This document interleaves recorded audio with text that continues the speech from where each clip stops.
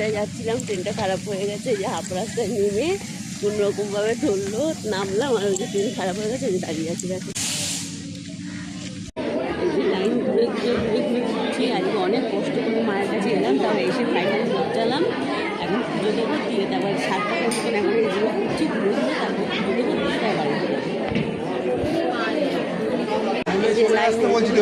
আমি ঢুকে যাবো তো ভিতরে, আগিয়ে যাচ্ছি যাচ্ছি একদম মায়ের ঘুরে, তো ঘুরে ঘুরে তারপরে যাচ্ছি।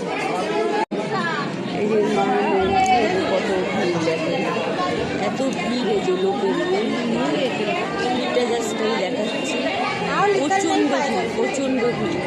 আর মায়ের মুখে যখন দেখতে পাচ্ছি না, বড় যখন দেখতেও দেখা। এই এখন কাচলাম, এসে পুজো দিয়ে এসে এগুলো কাচলাম, যেহেতু সকালে কাচে নিই, এগুলো কাচলাম আর চালটা ধুয়ে নিচ্ছি। কেন আমরা তো রেশনের চালে ভাত খাই, এরকম মোটা মোটা রেশনের চাল, আমরা চাল কিনি না, যেটা সত্যি সেটা আমরা রেশনের চালেরই ভাত খাই, মেয়েকেও দিই, আমরা খাই, কোনো এক্সট্রা কিছু না। লোকজন যদি আসে তখন একদিন দুদিন হয়তো একটু ভালো চাল করি, আবার রেশনের চালই খাই, যেমন আয় তেমন যাই করি। কী করবো, ক্ষমতা না থাকলে কী করবো, ক্ষমতা থাকলে একটু ইচ্ছা করে ভালো একটু খাই।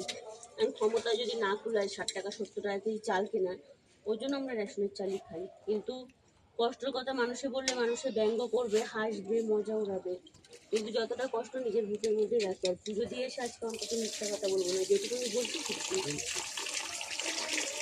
খুবই অভাবের মধ্যে চলি, তাও অ্যাডজাস্ট করি সব কিছু নিয়ে চলার। মেজে নিচ্ছি, গোপুর জন্য সবেদা নিয়ে এসেছি আসার সময়, পুরো সবেদা দিয়ে পুজো দেবো আজকে। এসে কাজের আর শেষ নেই, আর ঠাকুর বাসন নোংরা থাকলে আমার নিজেরই বিরক্ত লাগে, যতক্ষণ না মেজে পরিষ্কার করবো ততক্ষণ শান্তি নেই, এই জন্য মেজে নিচ্ছি।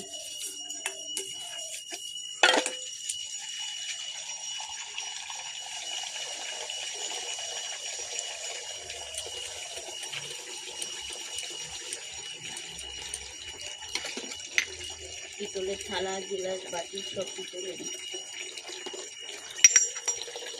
এই জন্য যে রোজ মাজি না, হয়তো একদিন দুদিন বাদে বাদে মাজি, আর তোমাদের কাছে শেয়ার করতে হয় না, তাই আজকে শেয়ার করি। সব কাজ শেয়ার করতে হয় না, কিছু কিছু কাজটা শেয়ার করে, কিছু কিছু অশেয়ার থাকে, তো আজকে ঠাকুর বাসনটা মাজি শেয়ার করতে। এমন যে রান্না বসাবো,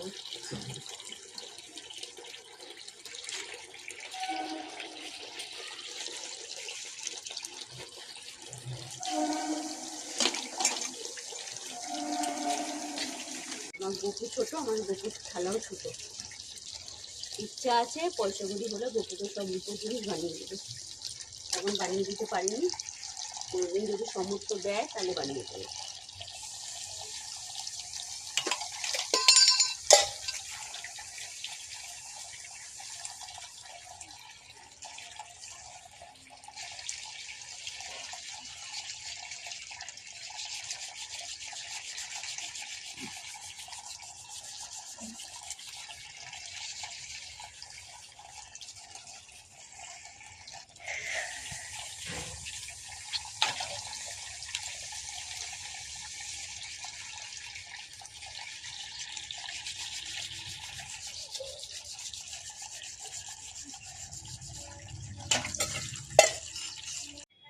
ছোট করে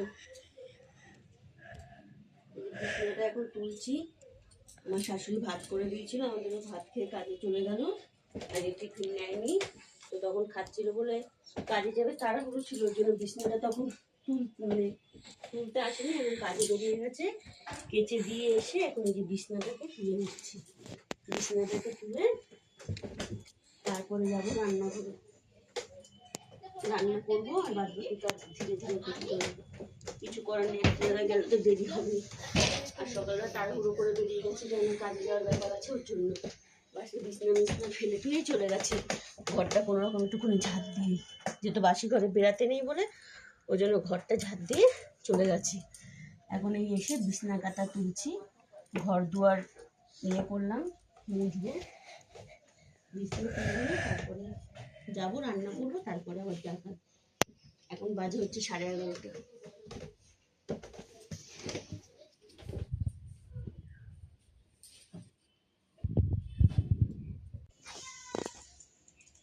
যে ভাত বেড়েছি, আর রান্না করেছি আজকে এসে, পুজো দিয়ে এসে রান্না করলাম। এই যে পালং শাক করেছি, আর এই যে মাছের তরকারি করেছি।